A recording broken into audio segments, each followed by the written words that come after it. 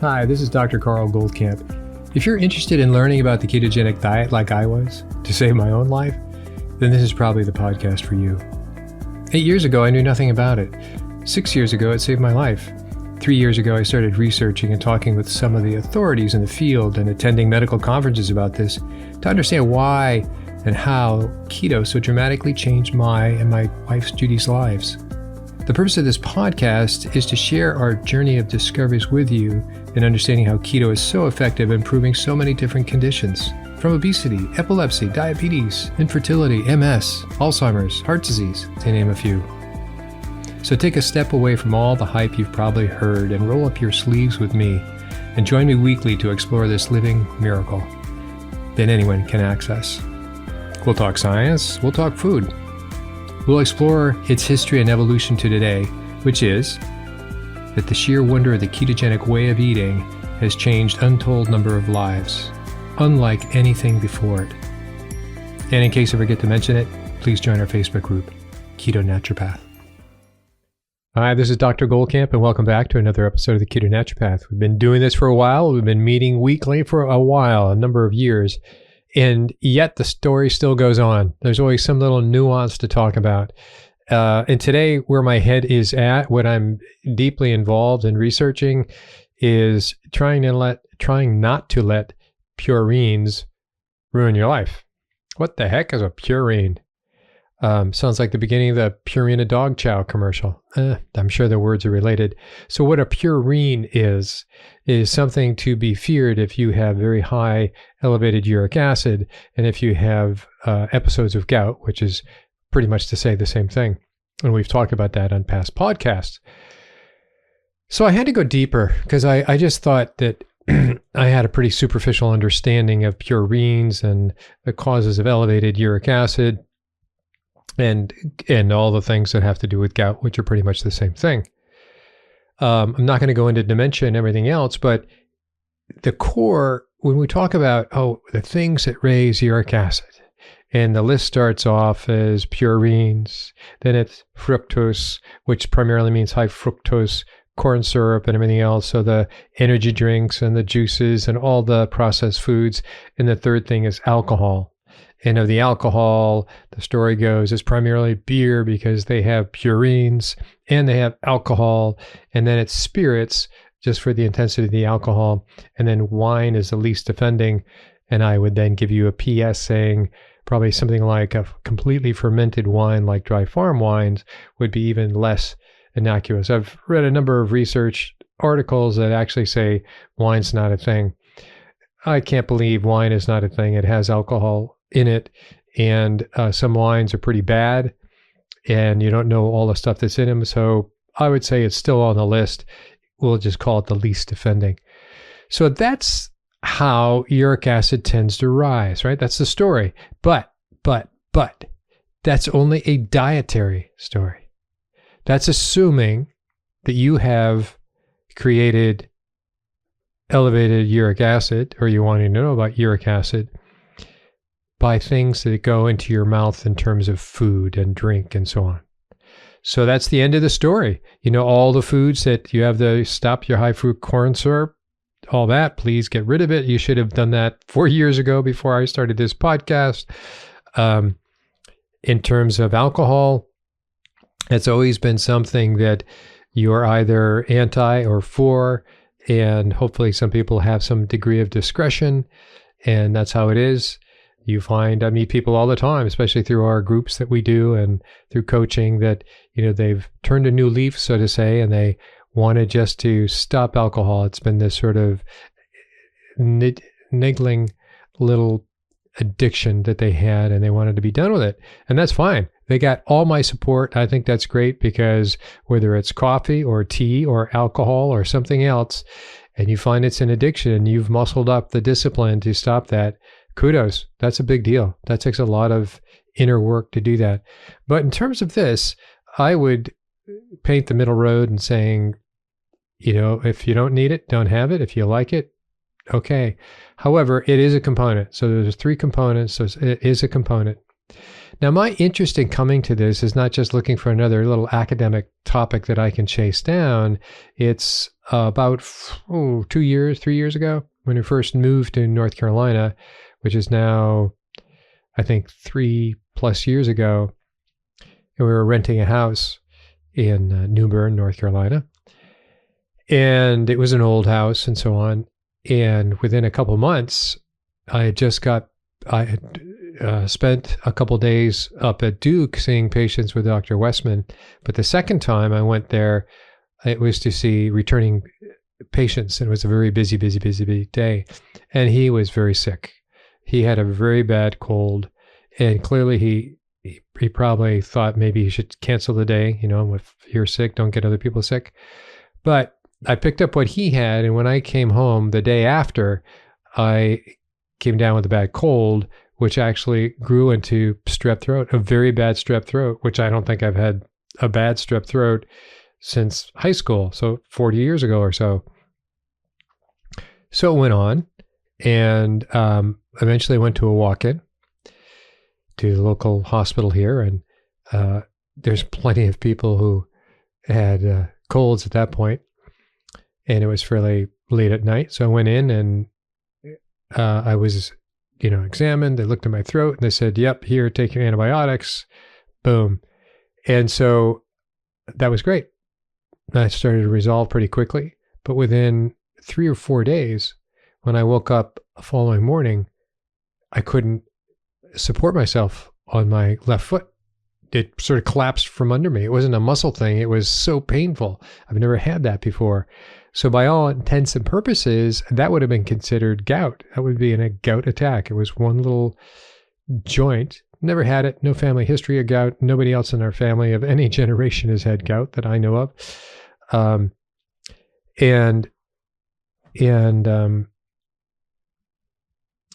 So I went back, and they kind of took me right in, knowing that I had been there 3 days before. Then they x-rayed my foot and so on and so forth, and said, nope, you don't have gout. You must have pseudo-gout. And I was thinking, I'd never heard of pseudo-gout before. I was thinking of making it up. Anyway, so it was this uncomfortable attack that made it so I couldn't use my foot, and consequently I couldn't use my body much without hobbling around, supporting myself on crutches and so on for a couple of days. It went away pretty quickly. It gave me some indomethacin, but hence since that time, I was looking into what just happened here. What have I been eating? What have I been doing? Is it this environment of this particularly old house that set this up? It could have been all those things for sure. So how do you begin looking into that? So that was 3 years ago. And there was another episode within this past year, not as major. So I'm thinking, wait a minute, now I'm sort of stuck on this little wheel. The other way this could have been diagnosed, and it might not have anything to do with pseudo-gout, is that what you get is a secondary immune response in which the complexes, you've heard about antibodies, they grab the thing that they're the antibodies, they have a complex, but they settle out, and they tend to settle out in synovial fluid, which is your joints. All your joints have synovial fluid. Often it's the knee, in this case, as opposed to gout, it is at the little toe and the ball of your foot are usually the places that settle those things out. So by location, it was kind of a goutish symptom, or goutish sign in that case. However, the story presented itself as it was probably an immune reaction, number 2, about the complex. So it was neither left or right. So when it happened a whole unrelated time before, that must have been a pseudo-gout. And the difference between gout and pseudo-gout is that uric acid levels are not elevated. So you're kind of normal. And this was fine. I didn't expect elevated uric acid levels. But it was always in the back of my mind, when you're given something you can't figure out, what caused all this? What in my diet and lifestyle? And so I started putting together, what do I do in excess? I think I drink a lot of coffee, working on it. So I'll change that off to, in the very least, decaf, or then some tea. I am learning to have more teas. Elderberry tea is one I'm drawn to. in the afternoon. If I have tea in the middle of the day, I'll fall asleep regardless. And so that was just the beginning of what else do I do? Well, I do high intensity training really 3 times a week, a set schedule. Monday and Friday, Judy and myself do each, follow through and time each other on the different equipment that we use. And then on Wednesday, we have a free day, but it's pretty much HIT on your own individual choices. Do what you will. So it's 3 days a week. And then we do a good half-hour routine of cardiovascular, at least 2 other days of the week. Put on the video and HIIT, or high intensity interval training, not so much aerobics. They're related, obviously. So that's the background. That's always been there. So the high intensity training. So I started looking at all these things. And what I'm coming up with is that you can elevate your uric acid, and you can also elevate your glucose and so on and so forth in non-dietary ways. So HIT is pretty profound in many ways, but to do high intensity training, or I should say slow, resistant, high intensity training, is such that you are forcing your adrenal hormones. You're forcing a stress on your whole psyche, really, your muscles. So your adrenal hormones kick in, adrenaline kicks in. That causes gluconeogenesis. So your glucose actually goes up. This is if you push hard enough. This is a sign, push hard enough. Not only that, you are going to trigger growth hormone response just by the intensity of the stress that you are self-imposing upon yourself. That's a big deal. I mean, that stress is that tremendous. It calls in growth hormone, and that's why, that's one of the reasons your muscles start to grow. You're obviously putting a demand on it. You can look at it that way, but you're putting an extraordinary demand over a short period of time between 30 and 90 seconds, which means between a minute and a minute and a half. And we count by 10 out, 10 back. So whatever the weight is, you're doing it that slowly to the point that every second is kind of in extraordinary tension. So it's total time under load is how they look at it, or total time under weight. But anyways, that's the background. So you do create hypertrophy, which is muscle growth. And that's been the general background. Then from that, we got more into the protein sparing modified fast, PSMF. As you well know, that's been going on for at least a few years. And there's 4 days on and then some days off. So I started looking into these things. So some of the non-dietary ways to increase your uric acid that happens whether you want to or not is working out, is muscle hypertrophy, is that sort of intensity. So bodybuilders actually have a much higher incidence of gout. I don't think they independently would know about uric acid unless they were taking their uric acid. So how are they doing it? Well, they're doing it. Certainly they're concerned about protein. Here's hoping they're not overeating protein. It's a pretty set amount. But they can be doing things like a lot of whey protein, which is a powdered, and that's kind of, that's a refined food. And that can be a way to certainly convert and get even a higher glucose kick if they're looking at it. It increases your insulin, and that's part of the kick with whey, to increase your insulin, because that's a kind of a growth hormone as well for your muscles, for their muscles. But anyway, they have to also worry about, wait a minute, how'd they get to elevated uric acid if not gout? And part of it is the intensity. And these are people, if they're bodybuilders, they're working out 5 days a week. I mean, makes my schedule look pretty wimpy. And I do have a pretty wimpy schedule. I'm just doing it for me. And Judy's just doing it for her. But they're doing it intensely 5-6 days a week. And that's a lot. And so in order to have your muscles grow, they have to break down. So you are causing muscle breakdown. And so you, in essence, are spilling your own purines into your own bloodstream. So you're self-inducing yourself to have that. That's one of the things of that kind of trauma. So I go, wow, that's interesting. So I have that and I have that. As long as your non-PSMF days are truly non-days, you're having increased fats for one. You can even have, the keto carb portion. So if you have a little salads, that would be fine. I think I have drifted into kind of a more nearly always PSMF with fattier days, but certainly no carb days. So carbs are not always the bad thing. This is relative to purines, that is. And so if one slips into having some dark green leafy vegetables and so on their off days of 20 grams or less, staying within the keto parameters, that would be fine. That would be fine in that mix. And so what I'm looking at, and purines are not in all meats. They're not in all proteins. There actually is a list of purines that of what is high intensity. And so purines technically are the breakdown products of your RNA and your DNA. And it's very specific, just trying to pull up here and it's taken a while to go through, what are all the sources of purines and how do they know all about this? It's a word that's sort of tossed out. Let's see. And they look like caffeine. So caffeine, oddly, caffeine is like two rings put together, a hexagonal and a pentagonal ring stuck together. That's what a purine is. And they have different names. And they have, specifically, it's adenine, guanine, xanthine, hypoxanthine, and those are the four that they look at. These are the ones. And so when these start spilling in, they're breaking down in high abundance. Your body has a way of going, we're having a tough time dealing with this. And it needs to be processed from the liver. And then it gets passed off into the kidneys. We've talked a little bit about this before. It can't get rid of the uric acid fast enough, so it starts to build up.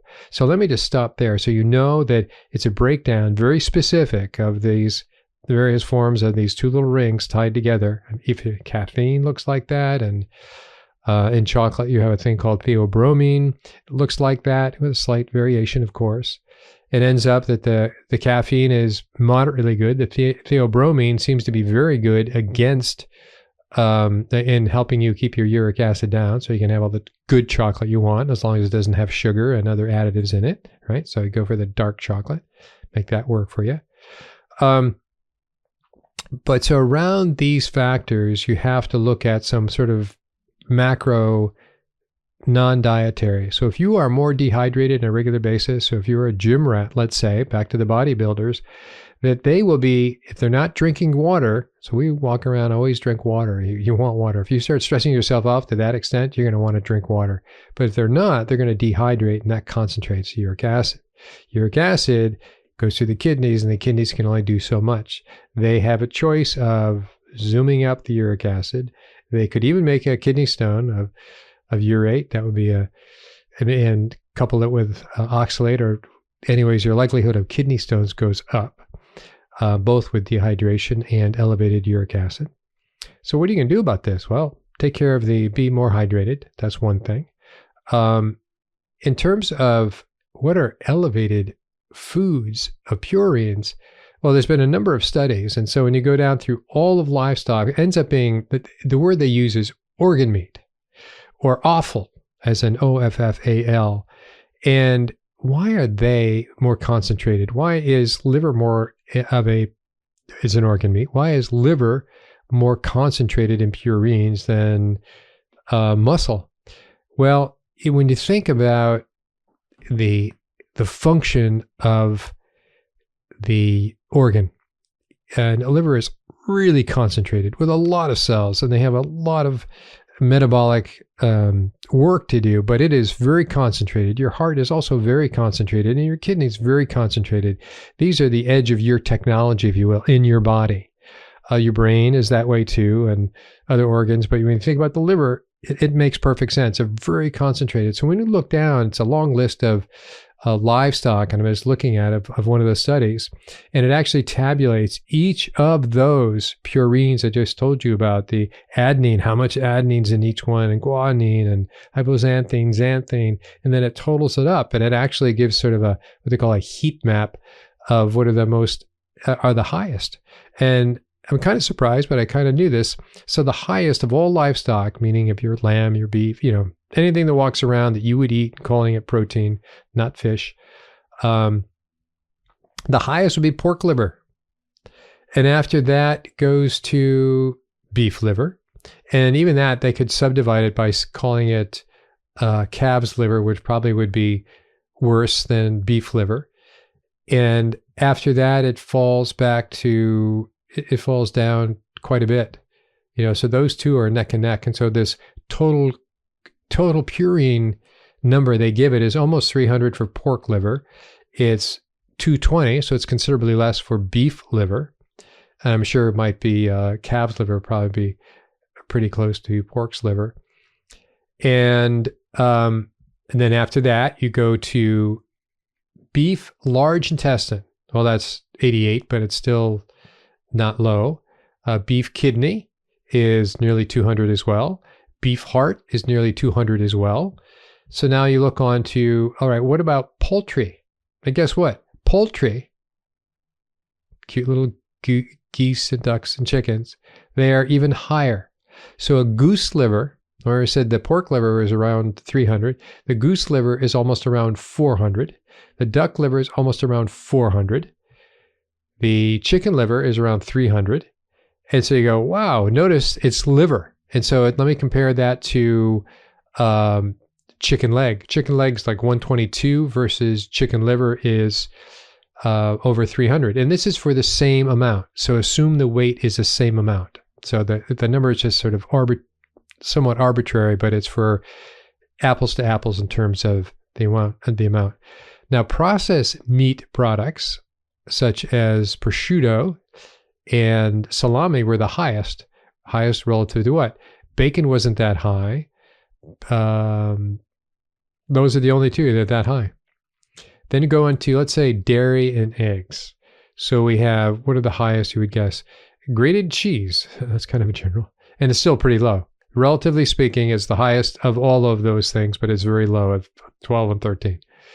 Unless that's abbreviated. Then when you look on, but under purines, you then go, okay, what about seafood? And this is under fermented seafood. A certain kind of shrimp is up to 800. 800, huge for total purines.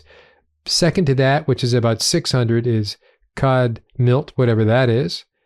Then things I can't pronounce because I don't know what they are. Then we have anchovies, dried anchovies. Dried anchovies are 1100. This is dried, so it's on, it's not like you get it in the can or something. What about sardines? Sardines that were dried are 300, so they were as much as the pork's liver. So you get my point. There's an actual list of foods that are high in purines that if you were only having them, you already have checked off a box of, yeah, I got high purines. I'm eating high purines on a regular basis. And whether you want to say, oh, it's because I'm on a protein-sparing modified fast because Dr. Goldkamp told me to eat that, I would diversify. I would diversify your meats and be aware of what is high purine. And I looked for contributing factors before, such as elevated 6:3 ratio for fatty acids, and to look for a combination of whatever you're eating having high omega-6 and high saturated fats, because they encourage reabsorption of uric acid, and omega-3 keeps uric acid out of the kidneys. So I did a big, long chart of that, and I found that was moderately correlated, but not much. It wasn't as correlated as this list of high purine foods. That's, boom, that's it. So if you're having dried anchovies every day, you are at risk. Make sure you're hydrated and make sure you're having other things that modifies that. If you're also a bodybuilder, you're forcing yourself to break down your own muscle tissue on a regular basis. You have now added another little risk factor, a big risk factor, actually. So that I was surprised at. And so the kind of the fun things to say that are antidotes, if you will. So you can say, if you do 100% chocolate, like Ghirardelli's or Lintz or something, but it's 100%, and then you're getting some nice theobromine, which is part of a family called methylxanthines, called the xanthine part. That's also the same family that caffeine is in. So those are, wow, isn't that nice? You can have something fun, and depending what you do with that chocolate, it's kind of bitter by itself, so you usually have to mix it with something. Judy makes these ganaches, and it's like, wow, that's pretty cool. So what about fresh things? What about fresh seafood? Okay, what's the highest fresh seafood you could have? And I don't know what this animal is, so I'll have to go, which is as high as 720. It's very long. I have no way to pronounce it. Cod is low. Spiny lobster is 100. I mean, it's not like 10, but it's not like pork liver. So when you are aware of the density, so if you want to call it nutrient density, you'd sort of be mixing terms, but it's the density of the cells. And so that's why organ meats, kidney, heart, liver, spleen, sweetbread, which is thymus, sweetbread is thymus, brain, I was thinking, when I said bread, that's also an organ meat. And they're not as high.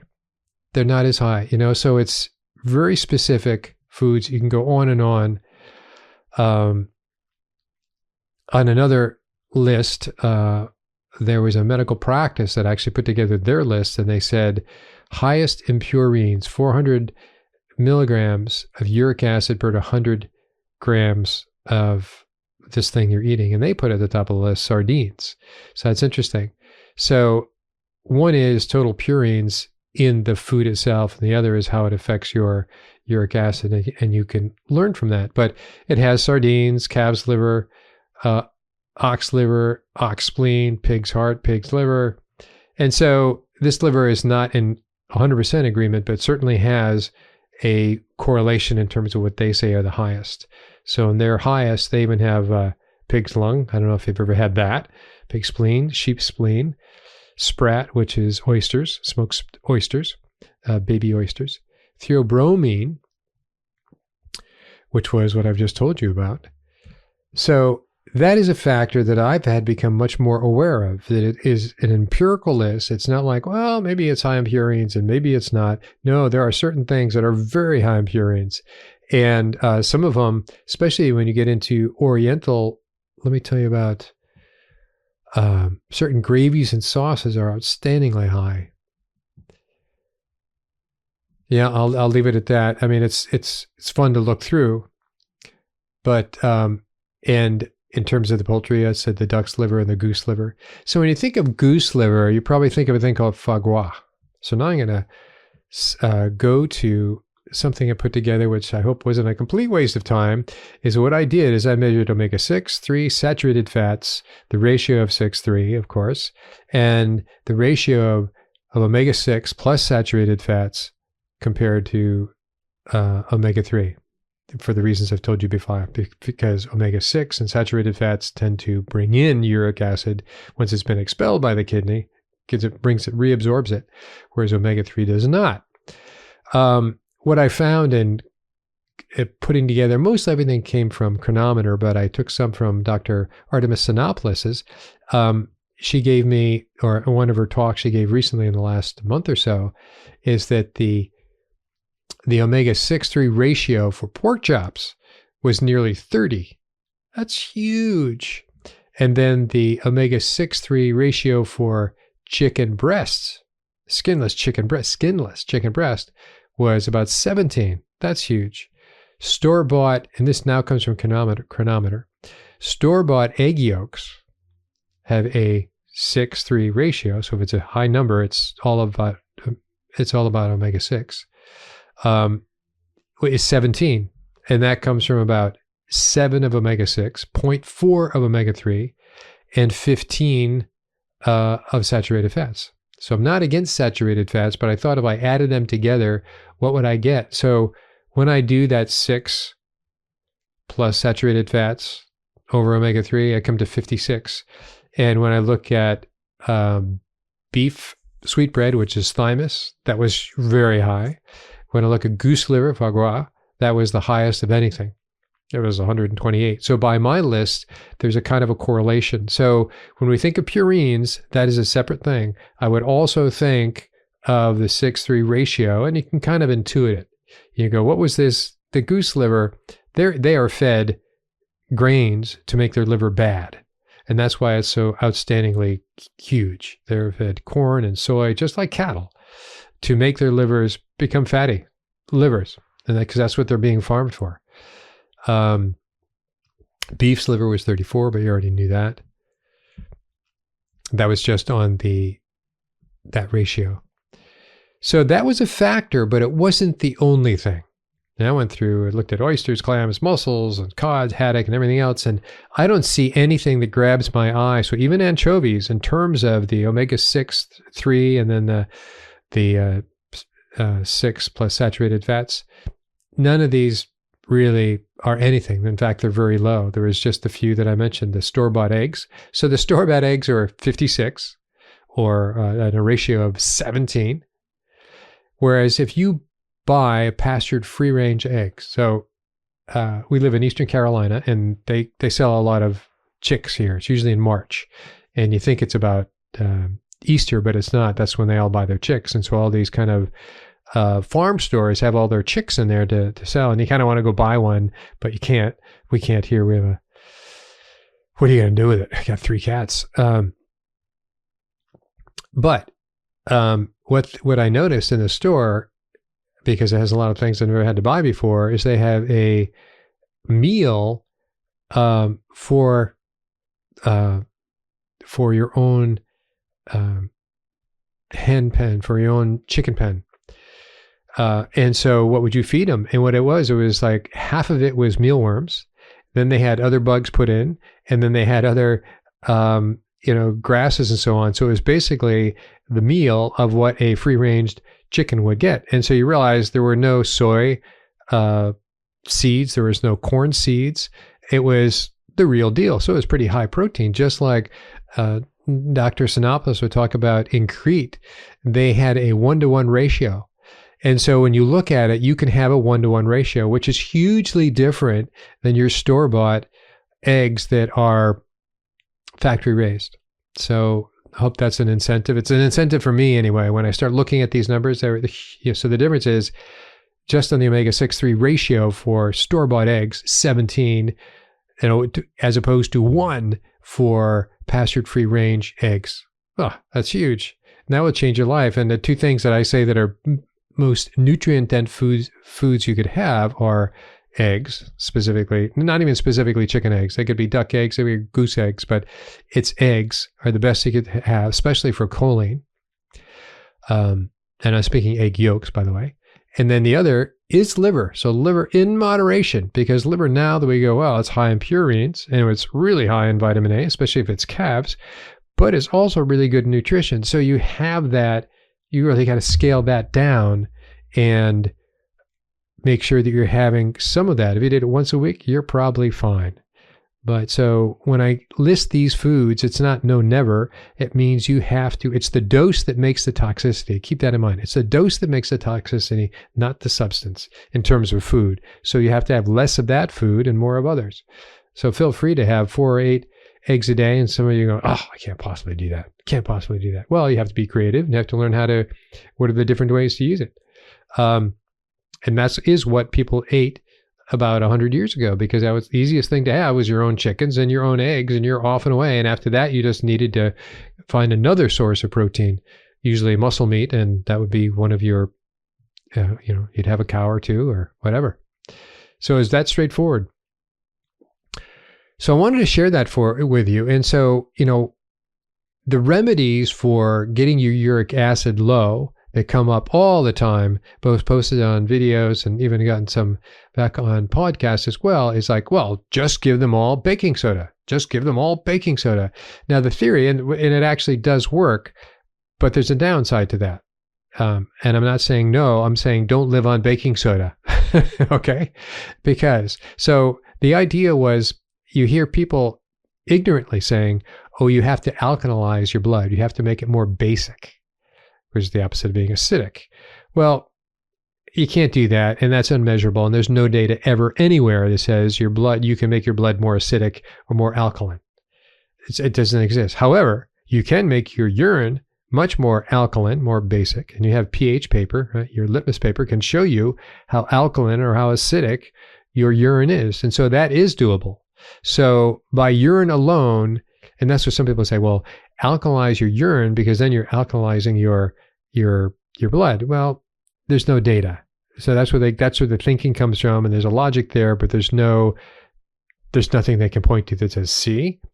But what you do when you do alkalize your urine, you make it so it will absorb, more or less, it can hold more uric acid. Just like all fluids can be saturated with a particular thing. So just like you have a glass of water, you probably did this as a kid, and you dissolve sugar in it, kept on dissolving it and dissolving it and dissolving it, and eventually you got to the point you couldn't dissolve another little kernel of sugar, right? Well, it became saturated. That's what happens if you drop if you make your urine more basic, more alkaline. It will be willing to take away from the kidneys more uric acid. So that is true, and it does happen pretty immediately. Now, the downside to baking soda is if you continuously have it lowers your stomach acid in your stomach. So you get a hypochlorhydria, a low stomach acid. And if you keep on having a low stomach acid, you're not going to be able to release this thing called intrinsic factor, and you're not going to be able to absorb your B12, and you will induce a B12 deficiency. So periodically, on a per episode basis of getting gout or something, go for it, do it. But if you're thinking that uric acid, baking soda is going to be your panacea, and that's the thing you're going to have all the time as your remedy, it helps for crises, do it. But don't do it on a regular basis because you're going to drive yourself into a B12 deficiency, and that sets up a whole nother set of problems to have. We talked about quercetin. Take that as a supplement. Certainly, that's something you can do. I would definitely be taking omega-3 and to balance that your ratio, if you know what it is, right? Try to get it down to 1:1. When we did our recent blood work, we were over 7. No, we weren't over 7. We were your total percent that you want to be over with omega-3 in terms of percent fat in your red blood cell is 8%, and it's unusually high given the average people today, but it wasn't unusually high 100 years ago. So that's what you need to take. That's part of it. And what else can you take? You can take vitamin C is moderately helpful. Some people think, oh, it's really helpful. Take that for these to prevent these things happening if you think you're on a high purine diet. But basically what you're going to have to come down to know is that how much purines are in your diet. And then you look at alcohol as a separate thing. How much alcohol are you having of those alcohols? If that's not an issue, then you're just down to looking at fructose and purines. So in my situation, I haven't had fructose. That wasn't clearly ever on the list. I do have wine. And sometimes it's just poor quality of wine. It's not always not over Dry Farms, but that could have been a factor.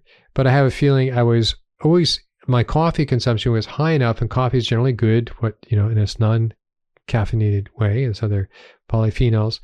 But caffeine also can dehydrate you. And I think that I overdid the coffee, and it sort of pulled down my, I was less hydrated than I should be in that regard. So when I switched to tea, I noticed it right away. There's a whole thing there. So there's other factors that go into how you can treat your elevated uric acid. Having said that, because I did a number of videos recently on uric acid, there's a company that contacted me from, it is in the US now, but it's clearly Chinese, isn't every tech thing from China? And it's a new meter coming out that has glucose, ketones, uric acid, and cholesterol. So they offered if we would want to try it out. And I would love to I'm not a big fan of cholesterol. I think it's not real useful, but it'll be an interesting correlation. And so they're going to send us out these meters. We're going to try them. And one step better would be if it was like a CGM sort of type thing, and you had all 4 of these. But it's just the blood. You do the blood drop and put it in the meter, and you see how these correlate with each other. But that's really important because you're going to find out, is your uric acid elevated because of glucose? And the glucose, and so for Carl, did it happen because he just had a high intensity training and his glucose went up and therefore his uric acid went up? And then how long did it take to come down? And you can measure it with the ketones as well. So that should be a pretty nifty meter. Look forward to seeing that and getting some data on that. That'd be cool. And I'll let you know how that goes. So I've rattled you on, but I think uric acid is something you need to sort of, if you're like me and you look at data, obviously uric acid is something you need to make more personal. Just like I talk about insulin and glucose, make it more personal. I talked about HDL and triglycerides, right? So if you're getting those tests done, you did your fasting insulin and your glucose and your triglycerides and your HDL. And from that, and then of course your omega-6 ratio, if you're willing to do the work to bring these things into better standing, each of those factors, you will clearly change your health. You'll probably drop a lot of weight, the weight that you should be releasing that fat. But these are things you need to pay attention to. So it's not willy-nilly. I do believe in data, meaning biomarkers, meaning lab tests, data-driven decision-making, health changes in your life. This is where we have to go today, since our food system has been so screwed up over the last 70 years, and we have to pull ourselves out of that ourselves. There isn't going to be this one statement coming in saying, this is what you do. This is what you do. You need to know about yourself. But this is minimum. This is minimal stuff to know. It's not a lot. So I'll let you know how we're doing, and I hope that you'll comply as well on paying attention to some of these things we talked about. Okay? Take care. Till next time. Hi, this is Dr. Goldkamp again for a brief reminder of something I completely forget to do at the end of every episode. You've heard me talk long enough on many different episodes, but what I would love you to do, and many of you have already done this, I just want to reinforce this particular behavior, which is to send me your questions. Send me your questions on anything you have about keto. If there's something that I don't know, I will look it up. And if it's something that intrigues me, I will probably make an episode, a podcast about that particular topic. So what you need to do is to send me your questions at drgoldkamp@ketonaturopath.com. So that's DRGOLDKAMP at